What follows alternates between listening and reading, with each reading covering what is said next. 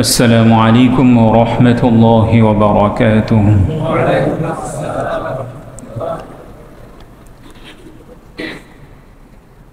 الحمد لله نحمده ونستعينه ونستغفره ونؤمن به ونتوكل عليه ونعوذ بالله من شرور أنفسنا ومن سيئات أعمالنا. من يهده الله فلا مضل له ومن يضلله فلا هادي له. ونشهد أن لا إله إلا الله وحده لا شريك له. ونشهد أن سيدنا وسندنا ومولانا محمدا عبده ورسوله صلى الله تعالى عليه وعلى آله وأصحابه وبارك وسلم تسليما كثيرا. أما بعد فقد قال الله تعالى في القرآن الكريم: أعوذ بالله من الشيطان الرجيم. بسم الله الرحمن الرحيم. وأذن في الناس بالحج يأتوك رجالا وعلى كل ضامر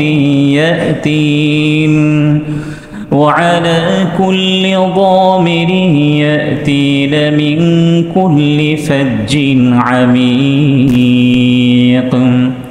وقال الله تعالى في شان حبيبه: إن الله وملائكته يصلون على النبي يا أيها الذين آمنوا صلوا عليه وسلموا تسليما. شكرا درود إبراهيم كريم. اللهم صل على محمد وعلى آل محمد كما صليت على إبراهيم وعلى آل إبراهيم إنك حميد مجيد.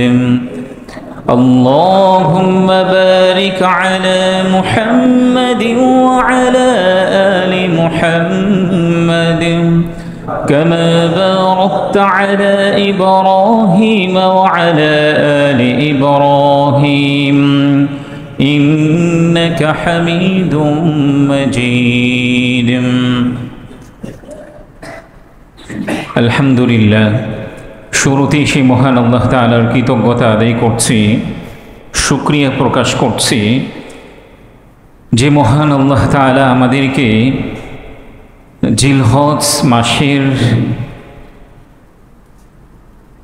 জিলহজ মাস আরবি মাসসমূহের মধ্যে অন্যতম একটি সম্মানিত মাস। এই জিলহজ মাসেরই অন্যতম দিন হচ্ছে জুমার দিন। এই জুমার দিনে আল্লাহ তাআলা আমাদেরকে আগে মসজিদে এসে তার ইবাদতে লিপ্ত থাকার তৌফিক দিয়েছেন।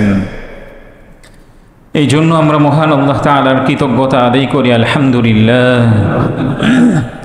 দরুদ ও সালাম পেশ করছি বিশ্ব মানবতার মুক্তির দূত, সকল নবীদের সর্বশ্রেষ্ঠ নবী এবং সর্বশেষ নবী, যার অসীম ত্যাগ, ভাষাতীত কোরবানি আর অফুরন্ত সাধনার বরকতে আমরা ইসলাম নামক একটি সুন্দর সুশৃঙ্খল ধর্ম পেয়েছি।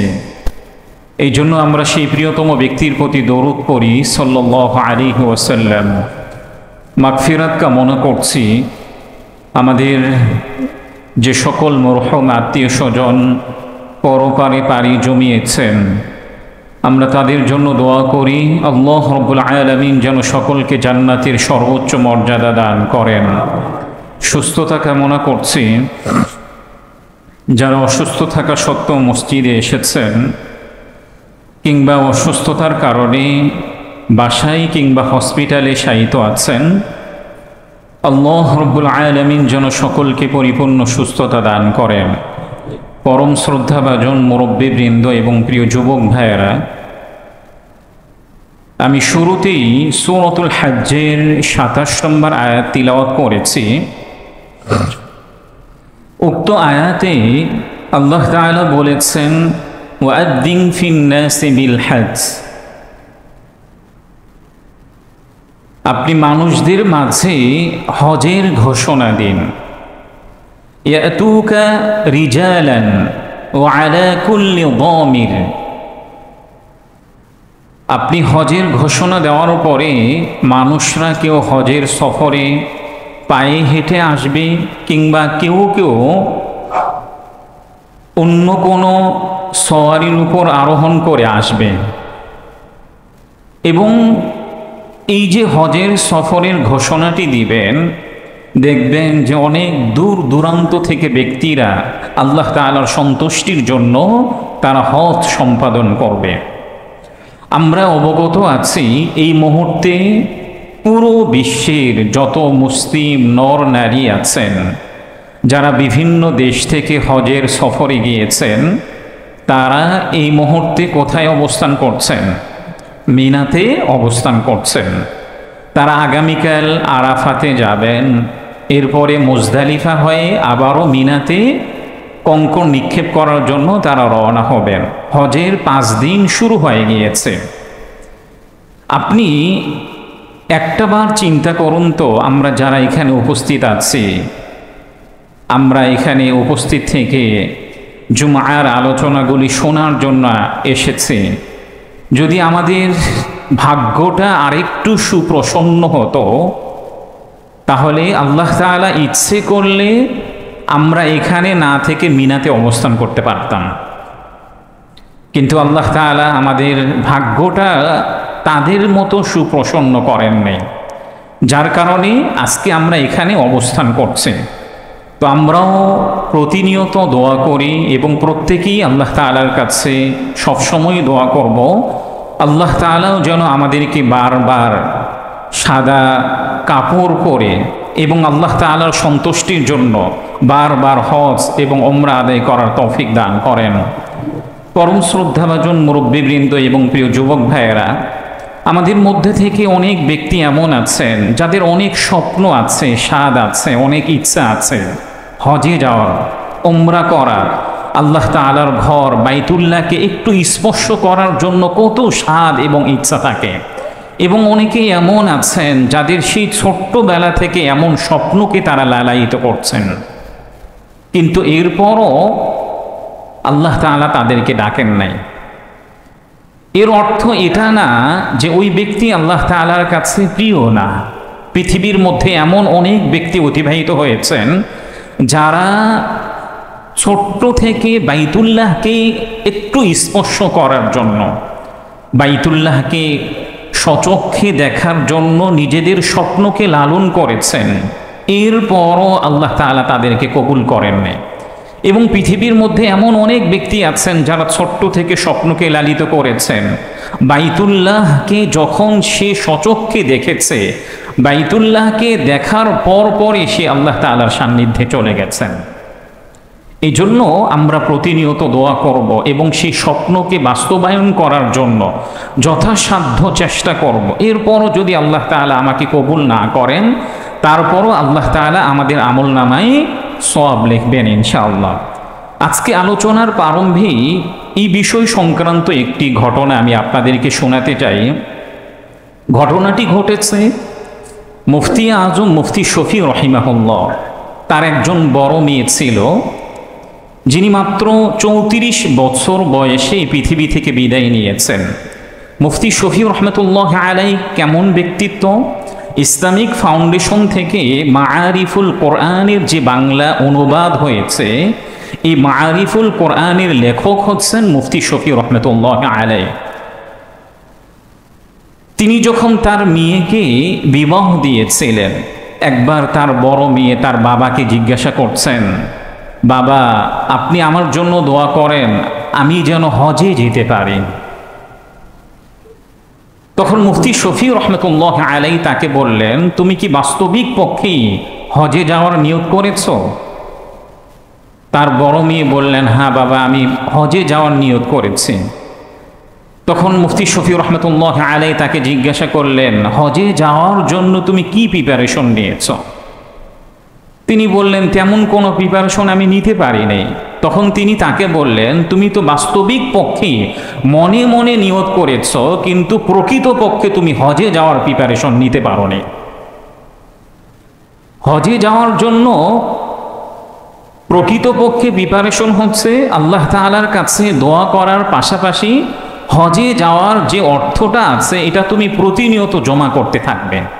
মুফতি শফি রহমতুল্লাহ আলাইহির বড় মেয়ে বাবাকে বললেন, বাবা আমি যেখানে বিবাহ হয়েছে আমার দাম্পত্য জীবনে এত সংকট চলছে, আমাদের জীবন ধারণটাই অনেক কষ্ট হচ্ছে, এমত অবস্থায় হজে যাওয়ার জন্য অর্থ আমি কিভাবে জমা করব?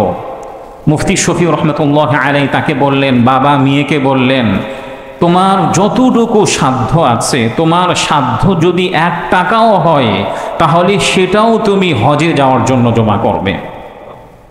এভাবে যখন তাকে বললেন, বাবা মেয়েকে যখন এভাবে নসিহা করলেন, উপদেশ দিলেন, তার মেয়ে টাকা জমাতে থাকলেন।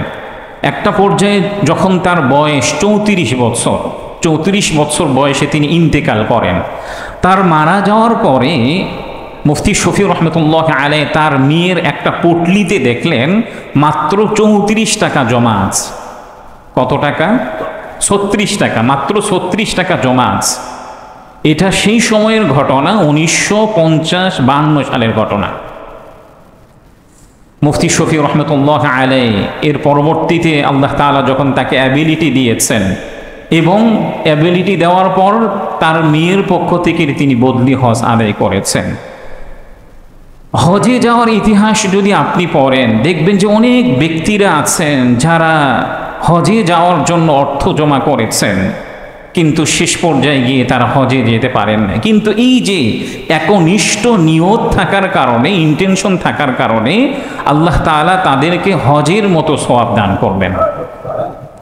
এই জন্য প্রিয় ভাইয়েরা, আমি শুরুতেই আপনাদেরকে বলেছি আমাদের ভাগ্যটা যদি আরেকটু সুপ্রসন্ন হতো তাহলে আজকে আমরা এখানে না থেকে মক্কার মিনাতে থাকতে পারতাম।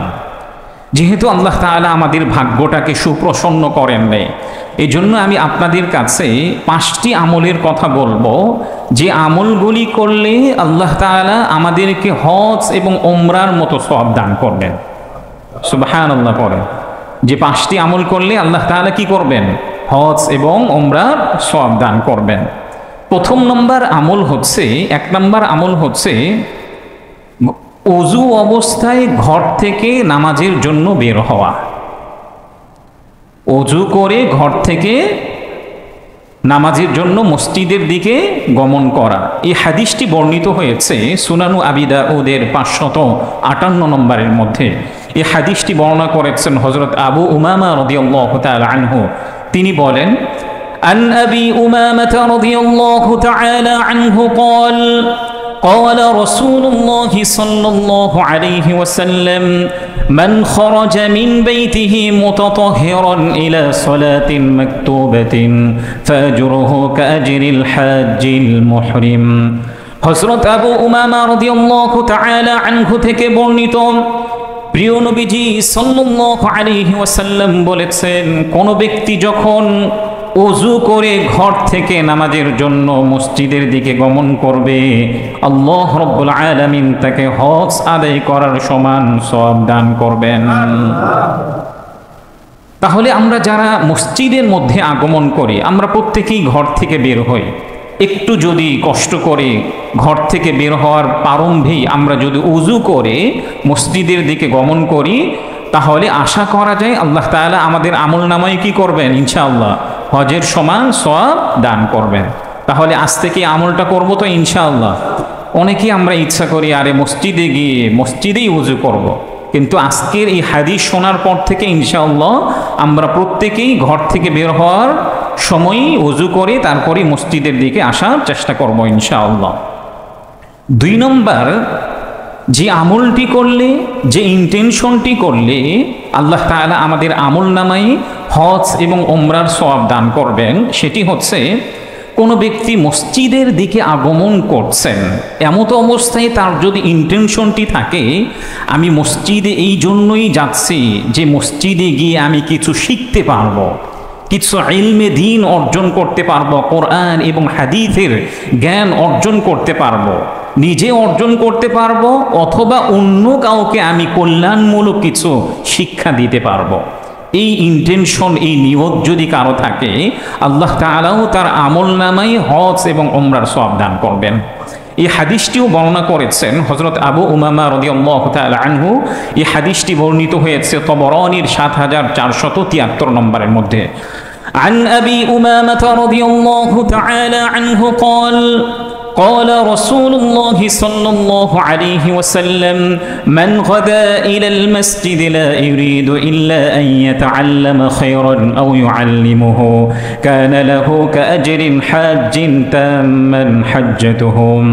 হযরত আবু উমামা রাদিয়াল্লাহু তাআলা আনহু থেকে বর্ণিত, প্রিয় নবীজি সাল্লাল্লাহু আলাইহি ওয়াসাল্লাম বলেছেন, কোন ব্যক্তি যখন মসজিদের মধ্যে গমন করবে, তার ইচ্ছা যদি এমন থাকে মসজিদের মধ্যে আমি এই জন্যই গমন করছি যে সেখানে গিয়ে আমি কোরআন এবং হাদিসের জ্ঞান অর্জন করতে পারবো, অথবা অন্য কাউকে কোরআন এবং হাদিসের জ্ঞান শিখাতে পারবো। নবীজি সাল্লাল্লাহু আলাইহি ওয়াসাল্লাম বলেছেন, কোন ব্যক্তি যদি এই দুইটি নিয়ত করে মসজিদের দিকে গমন করে আল্লাহ রাব্বুল আলামিন তার আমলনামায় একটি হজের সওয়াব লিখে দিবেন। তাহলে আমরা যখন মসজিদে আসব তখনও কি করব? ইনশাআল্লাহ আমাদের নিয়ত কি থাকবে যে মসজিদে এই জন্যই যাচ্ছি কারো সঙ্গে আমার দেখা হবে, মসজিদ থেকে কমপক্ষে একটা হাদিস হলেও আমি শিখব, কোরআনুল কারীমের একটা আয়াতের অনুবাদ হলেও আমি কি করব? শেখার চেষ্টা করব। অথবা যারা জ্ঞানী ব্যক্তি আছেন কোরআন এবং হাদিসকে প্রতিনিয়ত অ্যানালাইসিস করার চেষ্টা করেন, তারা মসজিদে এসে আপনার পাশে যিনি বসা আছেন তাকে একটি হাদিস শিখিয়ে দিবেন, তাকে কোরআনুল কারীমের একটি অনুবাদ শুনিয়ে দিবেন। তাহলে এতেও আমরা কি করতে পারবো? ইনশাআল্লাহ একটি হজের সমান সওয়াব লাভ করতে পারবো। 3 নম্বর আমল হচ্ছে, কোনো ব্যক্তি যদি মাতা পিতার সেবাকে আল্লাহ তাআলার সন্তুষ্টির জন্য করে, কোনো ব্যক্তি যদি মাতা পিতার সেবাকে কার সন্তুষ্টির জন্য করে? আল্লাহ তাআলার সন্তুষ্টির জন্য করে, আল্লাহ রাব্বুল আলামিন তাকেও পরিপূর্ণ হজের সওয়াব দান করবেন। হাদিসটি বর্ণনা করেছেন হযরত আবু হুরায়রা রাদিয়াল্লাহু তাআলা আনহু। হাদিসটি বর্ণিত হয়েছে তবরানীর 2915 নম্বরের মধ্যে। তিনি বলেন, একজন সাহাবী রাসূলুল্লাহ সাল্লাল্লাহু আলাইহি ওয়াসাল্লামের কাছে এসে প্রশ্ন করলেন, ইয়া রাসূলুল্লাহ, ইয়া হাবিবাল্লাহ, আমার কাছে কোনো সামর্থ্য নাই, কোনো অর্থ নাই যে আমি জিহাদ করতে পারবো, কিন্তু আমার মনে চাই যে আপনার সঙ্গে জিহাদে যেতে। তখন রাসূলুল্লাহ সাল্লাল্লাহু আলাইহি ওয়াসাল্লাম তাকে বললেন, হে আমার সাহাবী, তোমার ঘরে তোমার পিতামাতা জীবিত আছে কিনা? তখন ওই সাহাবী বললেন, ইয়া রাসূলুল্লাহ, ইয়া হাবিবাল্লাহ, আমার ঘরে বাবা জীবিত নাই কিন্তু মা জীবিত আছে। তখন রাসূলুল্লাহ সাল্লাল্লাহু আলাইহি ওয়াসাল্লাম ওই সাহাবীকে বললেন, হে আমার সাহাবী, তুমি তোমার মার সেবা করবে এবং মার সেবা করে তুমি তোমার মাকে সন্তুষ্ট রাখবে, তাহলে তুমি জিহাদে না গিয়েও জিহাদের সমান সওয়াব লাভ করবে এবং হজের সফরে না গিয়েও হজের সমান সওয়াব লাভ করবে। তাহলে যে সাহাবী রসুলের কাছে এসে আরজ করলেন, ইয়া রাসূলুল্লাহ, আমার জিহাদে যাওয়ার কোনো সামর্থ্য নেই, এমতো অবস্থা আমার জন্য করণীয়টা কি? রসুল তাকে পদ্ধতি বলে দিলেন, তোমার ঘরে যদি মা বাবা জীবিত থাকে তাহলে মা বাবার সেবাকে কার সন্তুষ্টির জন্য করবে? আল্লাহ তাআলার সন্তুষ্টির জন্যই করবে। কোনো ব্যক্তি যদি মা বাবার সেবাকে আল্লাহ তাআলার সন্তুষ্টির জন্য করে, আল্লাহ তাআলা তাকে জিহাদে যাওয়ার সমান সওয়াব দান করবেন। আর জিহাদটা এমন একটি ইবাদত, হাদিসের মধ্যে উল্লেখ করা হয়েছে, ইসলামের সর্বোচ্চ চূড়ার নাম হচ্ছে জিহাদ। ইসলামের সর্বোচ্চ চূড়ার নাম কি? জিহাদ। কোনো ব্যক্তি যদি জিহাদে যায় আর এদিকে জিহাদে যাওয়ার সামর্থ্য নাই, সে মার সেবা করেছে, বাবার সেবা করেছে, আল্লাহ তাআলা তাকে সেই পরিমাণ সওয়াব দান করবেন। কিন্তু এর অর্থ এটা না যে আপনার অ্যাবিলিটি আছে, সামর্থ্য আছে, এতটা সত্ত্বেও আপনি হজের সফরে যাচ্ছেন না। শয়তানের ধোকায় পড়ে আপনি মনে করছেন যে খতিব সাহেব তো আলোচনা করেছে হজের সফরে না গিয়ে মা বাবার সেবা করি। মা বাবার সেবা করলে তো আপনি অবশ্যই সওয়াব দান করবেন, কিন্তু রাসূলুল্লাহ সাল্লাল্লাহু আলাইহি ওয়াসাল্লাম যে পদ্ধতিটা বলে দিয়েছেন এটা কাদের জন্য? যাদের কোনো ধরনের কোনো অ্যাবিলিটি নেই, আপনার হজে যাওয়ার সামর্থ্য নেই, উমরায় যাওয়ার সামর্থ্য নেই, এমতো অবস্থায় আপনি যদি হজের সমান সওয়াব লাভ করতে চান, উমরার সমান সওয়াব লাভ করতে চান, তাহলে আপনার জন্য করণীয় হচ্ছে আপনার মা বাবা জীবিত থাকলে মা বাবার সেবা করবেন। 4 নম্বর আমল হচ্ছে ফজরের নামাজ জামাতের সাথে আদায় করার পরে সূর্যোদয় পর্যন্ত মসজিদের মধ্যে জিকির আজকার করার পরে সূর্যোদয় যখন হবে 12-13 মিনিট পরে 2 রাকাত নামাজ আদায় করা, 2 রাকাত নামাজ আদায় করা।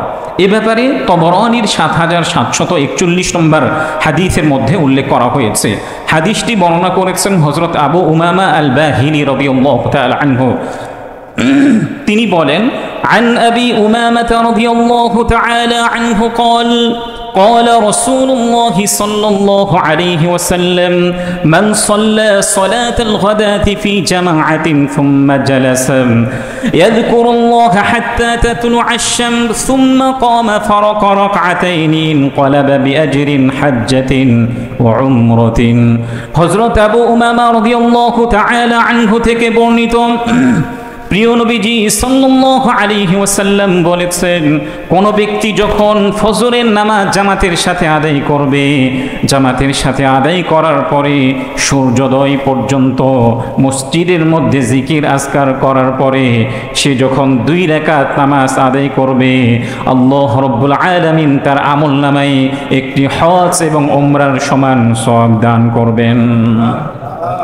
তাহলে 4 নম্বর আমল আমরা কি পেলাম? আমরা যারা ফজরের নামাজ মসজিদে এসে জামাতের সঙ্গে আদায় করে, আর একটু কষ্ট করলে আপনার যদি কোনো কাজ না থাকে মসজিদের মধ্যে আপনি জিকির আজকার করতে পারেন, কোরআনুল কারীমের তিলাওয়াত করতে পারেন, তাসবিহ আদায় করতে পারেন এবং দরুদ ইস্তিগফার আদায় করতে পারেন। সূর্যোদয় হওয়ার পরে 12-13 মিনিট পরে আপনি যদি মাত্র কয় রাকাত নামাজ আদায় করেন? 2 রাকাত নামাজ আদায় করেন, তাহলে আল্লাহ রাব্বুল আলামিন আপনার আমলনামায় একটি হজ এবং উমরার সমান সওয়াব দান করবেন, একটি হজ এবং উমরার সমান সওয়াব দান করবেন। এই আমলটি করব তো ইনশাআল্লাহ, আল্লাহ তাআলা আমাদেরকে তৌফিক দান করেন। 5 নম্বর আমল হচ্ছে 5 ওয়াক্ত নামাজের পরে নির্দিষ্ট একটি তাসবিহ আদায় করা। 5 ওয়াক্ত নামাজ আদায় করার পরে কোনো ব্যক্তি যদি এই নির্দিষ্ট তাসবিহটি আদায় করে, আল্লাহ রাব্বুল আলামিনও তার আমলনামায় একটি হজের সওয়াব সমান লিখবেন। হাদিসটি সহিহ বুখারীর 843 নম্বরের মধ্যে উল্লেখ করা হয়েছে। হাদিসটি বর্ণনা করেছেন অন্যতম একজন সাহাবী হযরত আবু হুরায়রা রাদিয়াল্লাহু তাআলা আনহু। তিনি বলেন, عن أبي هريرة رضي الله تعالى عنه قال جاء الفقراء إلى النبي صلى الله عليه وسلم فقالوا ذهب أهل الدثور من الأموال بالدرجات العلا والنعيم المقيم قالوا يا رسول الله يصلون كما نصلي ويصومون كما نصوم ولهم فضل من أموال يحجون بها ويعتمرون ويجاهدون ويتصدقون। হযরত আবু হুরায়রা রাদিয়াল্লাহু তাআলা আনহু থেকে বর্ণিত, তিনি বলেন, একবার কতিপয় দরিদ্র সাহাবীরা প্রিয় নবীজি সাল্লাল্লাহু আলাইহি ওয়াসাল্লামের কাছে এসে আরজ করলেন, ইয়া রাসূলুল্লাহ, ইয়া হাবিবাল্লাহ, ধনাঢ্য ব্যক্তিরা তো উচ্চ মর্যাদা নিয়ে যাচ্ছে এবং সমস্ত সওয়াব তারা নিয়ে যাচ্ছে। তারা বললেন, ইয়া রাসূলুল্লাহ, আমাদের সমাজের মধ্যে যে সকল ধনী সাহাবীরা আছেন আমরা যেভাবে রোজা রাখি তারাও রোজা রাখছেন, আমরা যেভাবে সালাত আদায় করি তারাও সেভাবে সালাত আদায় করছেন। পক্ষান্তরে আল্লাহ রাব্বুল আলামিন তাদেরকে সম্পদ দিয়েছেন, এই অতিরিক্ত সম্পদ থাকার কারণে তারা হজ সম্পাদন করছেন, উমরা আদায় করছেন, জিহাদ করছেন এবং তারা মানুষদেরকে দান সদকা করছেন। এই ধনী সাহাবীদের অতিরিক্ত সম্পদ থাকার কারণে আমরা তাদের মতো হজ আদায় করতে পারছি না, উমরা আদায় করতে পারছি না, সাদাকা আদায় করতে পারছি না। তখন রাসূলুল্লাহ সাল্লাল্লাহু আলাইহি ওয়াসাল্লাম ওই দরিদ্র সাহাবীদেরকে বললেন, আলা উহাদ্দিসুকুম বিআমরিন, হে আমার দরিদ্র সাহাবীরা, আমি কি তোমাদেরকে এমন একটি বিষয়ের কথা বলবো না যে বিষয়টির প্রতি যদি তোমরা প্রতিনিয়ত আমল করো তাহলে তোমাদের উপরে যারা আছে, তোমাদের চেয়ে যারা উচ্চ মর্যাদা সম্পন্ন আছে তাদের চেয়ে তোমরা অগ্রগামী হতে পারবে। ওয়ালাম ইউদরিকুম আহাদুন বা'দাকুম, এবং তোমাদের পরবর্তী যারা আছে তারা তোমাদের মর্যাদায় উপনীত হতে পারবে না।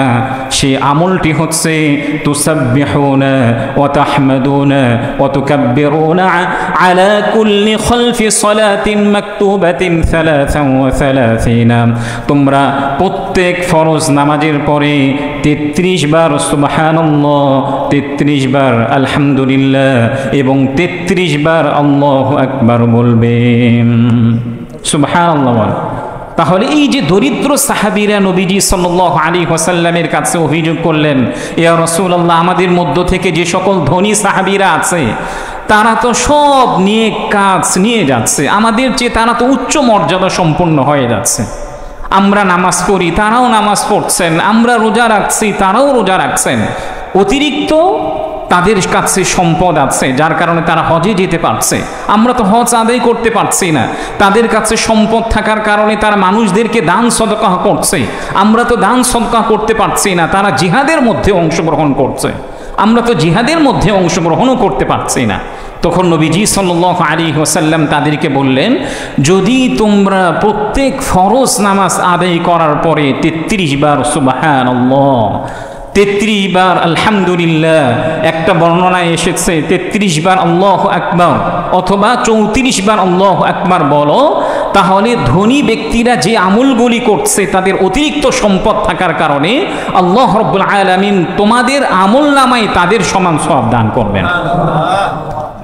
আমলটি অনেক ইজি না, অনেক সহজ। আমরা যারা 5 ওয়াক্ত সালাত আদায় করি, 5 ওয়াক্ত সালাত আদায় করার পরে সুবহানাল্লাহ সুবহানাল্লাহ সুবহানাল্লাহ আলহামদুলিল্লাহ আলহামদুলিল্লাহ আলহামদুলিল্লাহ আল্লাহু আকবার আল্লাহু আকবার আল্লাহু আকবার 33 বার এবং 34 বার এই আমলগুলি করার ইনশাআল্লাহ চেষ্টা করব। প্রিয় ভাইয়েরা, এই হজের সফরে যারা এখন আছেন, আমার জীবনে সবচেয়ে যে খারাপ মুহূর্তগুলি চলে সেই সময়টি হচ্ছে এখন, যখন আমি দেখি যে একজন ব্যক্তি আমাদের সাথে সে কিছুদিন অবস্থান করেছে, আমাদের বন্ধু বান্ধব আত্মীয় স্বজনরা যারা আছেন তারা সাদা কাপড় পরে, ইহরামের কাপড় পরে তারা আল্লাহ তাআলার ঘরের সফরে যাচ্ছেন। এমত অবস্থায় প্রত্যেকটা মুমিনের জন্য খারাপ লাগাটাই স্বাভাবিক যে আল্লাহ তাআলা তাদেরকে কবুল করেছেন, আমাদেরকে কেন কবুল করলেন না। আপনি হজের সফরে যদি কখনো যাওয়ার আল্লাহ তাআলা আপনাকে সুযোগ করে দেন, উমরায় যাওয়ার যদি কখনো আল্লাহ তাআলা সুযোগ করে দেন, দেখবেন যে পৃথিবীর দিক দিগন্ত থেকে যারা সেখানে গিয়েছেন, এমন না যে আমি আপনি যারা এখানে অবস্থান করছি, অনেক এমন ব্যক্তি আছেন যে যাদের অ্যাবিলিটি আমাদের চেয়েও কম, যাদের সামর্থ্য আমাদের চেয়েও কম, কিন্তু তারা আল্লাহ তাআলার কাছে একনিষ্ঠ নিয়ত করেছিলেন, আল্লাহ তাআলা তাদেরকে কবুল করেছেন। এই জন্য প্রিয় ভাইয়েরা, শুরু থেকেই যে কথাটি আমি বলেছি, প্রথম অবস্থা হচ্ছে আল্লাহ তাআলার কাছে বেশি বেশি করে দোয়া করা। দোয়া করতেই থাকবো, দোয়া করতেই থাকবো, চেষ্টা করতেই থাকবো আমার যতটুকু সামর্থ্য আছে। হজে যাওয়ার জন্য, উমরা আদায় করার জন্য মাটির ব্যাঙ হতে পারে, প্লাস্টিকের ব্যাঙ হতে পারে, আমাদের পরিবারের প্রত্যেকেরই একটা করে ব্যাঙ আছে প্লাস্টিকের। আমাদের যতটুকু সামর্থ্য আছে আমরা এখানে হজ এবং উমরা আদায় করার জন্য জমা করতে থাকি। আমাদের প্রত্যেকেরই এই চেষ্টাটা থাকা দরকার। সফল ব্যক্তিরা প্রতিনিয়ত চেষ্টা করে এবং দোয়া করতে থাকে। আপনি যদি সাকসেস হতে চান জীবনের যে কোনো মুহূর্তে, যে কোনো জায়গায় যদি আপনি সাকসেস হতে চান, আপনাকে প্রতিনিয়ত চেষ্টা করতে হবে। এর একটি জ্বলন্ত এক্সাম্পল যদি আমি আপনাদেরকে দিতে চাই, আমরা জানি যে দক্ষিণ আফ্রিকার অবিসংবাদিত নেতা নেলসন ম্যান্ডেলা, তিনি তার স্বজাতির স্বাধীনতা চেয়েছিলেন। স্বজাতির স্বাধীনতা চাওয়ার কারণে দীর্ঘ 27 বছর পর্যন্ত তাকে জেলের মধ্যে বন্দি রাখা হয়েছিল। এরপরও তিনি তার স্বজাতির স্বাধীনতার জন্য এক পা পিছে হটেছেন। কথা বলেন, এক পা পিছে হটেছেন। একটা পর্যায়ে তিনি সফলতা লাভ করেছিলেন। জীবনে যারাই সফল হয়েছেন, চেষ্টার পর চেষ্টা, এমন না যে কয়েক বছর চেষ্টা করলাম হলো না। আমাদের বাংলাদেশে দেখবেন অনেক ফ্রিল্যান্সার যারা আছেন, ফ্রিল্যান্সিংয়ের কাজটা করতে গেলে অনেক ধৈর্যের প্রয়োজন আছে। আপনি 2-1 বছর এই কাজ করেছেন, দেখা যাচ্ছে সফলতা লাভ করতে পারেন না। এখান থেকে যদি আপনি পিছে হটে যান তাহলে সফল হতে পারবেন না।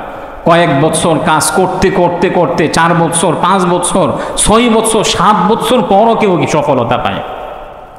এই জন্য জীবনের প্রতিটি ক্ষেত্রে আমি যদি আল্লাহ তাআলার কাছে দোয়া করি, আল্লাহ তাআলা আমাকে কেন কবুল করছেন না? হে আল্লাহ, আমি যেতে চাই আপনার ঘরে, আপনার ঘরটাকে একটু স্পর্শ করতে চাই, আপনার ঘরে গিয়ে একটু কান্না করতে চাই। প্রিয় ভাইয়েরা, যারা একটু হলেও কান্না করতে চান, আমি সবাইকে এটা বলি, কান্না করার জন্য হলেও আল্লাহ তাআলার ঘরে যাওয়া চাই। আপনি যতই পাষাণ হৃদয়ের অধিকারী হন না কেন, আপনি যতই কঠোর স্বভাবের ব্যক্তি হন না কেন, আপনি যদি কান্না করতে চান, হৃদয় মন প্রশস্তভাবে আল্লাহ তাআলার কাছে কিছু প্রার্থনা করতে চান, দোয়া করতে চান, তাহলে দেখবেন আপনি বাইতুল্লাহকে দেখেছেন, বাইতুল্লাহকে দেখার সঙ্গে সঙ্গে আপনার চোখ দিয়ে অটোমেটিকলি পানি বের হওয়া শুরু হয়েছে। এই জায়গাটা এমন একটি জায়গা। দেখুন, আরেকটি ঘটনা বলে আজকের আলোচনা শেষ করব। ঘটনাটি বর্ণনা করেছেন মসজিদুল কুবা, মদিনা মুনাওয়ারার খতিব শেখ আল মাগামিস সালেহ আল মাগামিসি। এই ঘটনাটি ইউটিউবের মধ্যে আলোচিত হয়েছে। একজন ড্রাইভার, যে মিশরের মধ্যে ড্রাইভিং করতেন এবং তার গাড়িতে লোকদেরকে নিতেন, সে তার জীবনে 32 বার হজ সম্পাদন করেছেন। সুবহানাল্লাহ বলেন। সে তার জীবনে কতবার হজ সম্পাদন করেছেন? 32 বার হজ সম্পাদন করেছেন। শেখ সালেহ আল মাগামিসি তিনি বলেন, এই মিশরের এক ড্রাইভার, তার গাড়িতে অনেক সিট ছিল। সামনে যারা বসেছেন এক দম্পতি, স্বামী স্ত্রী ছিলেন। পিছনের সিটে যিনি বসেছেন একজন বৃদ্ধা। পিছনের সিট হওয়ার কারণে স্বাভাবিকভাবে প্রত্যেকটা দেশেই একটু কষ্ট হওয়াটা কি স্বাভাবিক। তো ড্রাইভার যারা সামনের সিটে যে নবদম্পতি বসেছেন তাদেরকে অনুরোধ করলেন, আপনারা যদি একটু পিছনে যেতেন তাহলে পিছনে যে বৃদ্ধা বসে আছেন, এই বৃদ্ধা সামনে একটু বসে সে আরাম পেত, স্বস্তি পেত। বারবার অনুরোধ করছেন, কিন্তু ওই নবদম্পতি শুনছে না। একটা পর্যায়ে স্বামী শুনলেন, ড্রাইভারের অনুরোধটা শুনলেন। দীর্ঘক্ষণ অনুরোধ করার পরে, ড্রাইভারের অনুরোধ শোনার পরে ওই স্বামী যখন পিছনের সিটে গেলেন, পিছন থেকে বৃদ্ধা সামনে আসলেন এবং সে পাগুলোকে একটু ছড়িয়ে দিলেন। পাগুলোকে ছড়িয়ে দেওয়ার পরে ড্রাইভার যে এতক্ষণ পর্যন্ত ওই নবদম্পতিকে পিছনে যাওয়ার জন্য অনুরোধ করছিলেন, এটা বৃদ্ধা অবলোকন করেছেন, খেয়াল করেছেন। যখন সে সামনের সিটে বসেছেন, একটু আরাম পেয়েছেন, ওই বৃদ্ধা ওই ড্রাইভারের জন্য দোয়া করেছিলেন, আল্লাহ যেন তোমাকে বারবার হজ করার তৌফিক দান করেন। ড্রাইভার বলেছেন যে আমি জীবনে এই পর্যন্ত ওই বৃদ্ধার দোয়ায় 32 বার হজ সম্পাদন করেছি। এই জন্য প্রিয় ভাইয়েরা, আমরা যারা এখানে উপস্থিত হয়েছি, আমরা অনেকেই মনে করি আরে হজে যাওয়ার জন্য, ওমরায় যাওয়ার জন্য অনেক অর্থের প্রয়োজন। কিন্তু দেখবেন যারা হজের সফরে গিয়েছেন, ওমরার সফরে গিয়েছেন, তাদের কোনো অর্থ নেই। তারা নিয়ত করেছেন, খালেস নিয়ত করেছেন, আল্লাহ তাআলা তাদেরকে কবুল করেছেন। এই জন্য আমরা প্রত্যেকেই নিয়ত করবো তো ইনশাআল্লাহ আল্লাহ তাআলা আমাদের সবাইকে বেশি বেশি আল্লাহ তাআলার কাছে দোয়া করার তৌফিক দান করেন এবং হজ ওমরা সম্পাদন করার জন্য এই জন্য প্রতিনিয়ত প্রিপারেশন নেওয়ার তৌফিক দান করেন। ওয়া আখিরু দাওয়ানা আনিল হামদুলিল্লাহি রাব্বিল আলামিন।